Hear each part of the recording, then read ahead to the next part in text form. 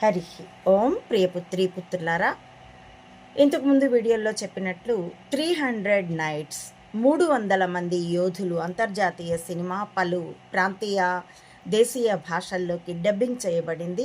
అది మెదళ్లే ఆయుధాలుగా యుద్ధానికి ఒక సమగ్ర రూపం అని ఇంతకుముందు వీడియోలో మీకు విజ్ఞాపన చేసి ఉన్నాను. 4 ఎపిసోడ్స్ టెక్స్ట్ పోస్టులుగా రాశానండి, కొంచెం పొడవాటివే. వాటిని కొంచెం క్లుప్తీకరించడం కాదు, కట్ చేసి వీడియోలుగా సమర్పిస్తున్నాను.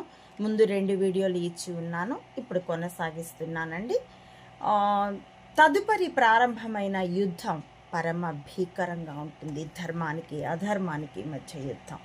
యుద్ధరంగానికి స్పార్టన్లు చేరేలోగానే జెక్సీస్ సేనలు ఒక గ్రామం మొత్తాన్ని ధ్వంసం చేసి గ్రామీణుల శవాలని చెట్టుకి గుత్తులుగా గుచ్చుతారు.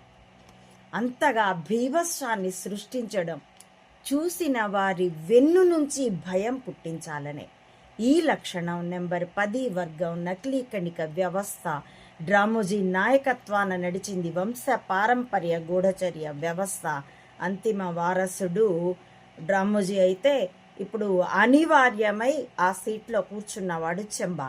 ఈ వ్యవస్థలో అణువణువున ఉంటుంది. ఇప్పటి తాజా ఉదాహరణలు కూడా ఉన్నాయి మీకు. ఎల్లప్పుడూ చెడ్డవారికే బలమని, చెడ్డవాణ్ణి చూసి భయపడమని చెప్పటమే వాళ్ళ ప్రధాన ఉద్దేశం. సినిమాలలో సైతం చివరి సీను దాకా విలన్దే పైచేయి.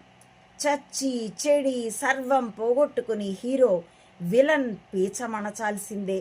వార్తల్లోనూ అంతే. అవినీతి పరులకి అన్నీ నడుస్తున్నాయి అన్నట్లే ఉంటుంది. చిన్నప్పటి నుండి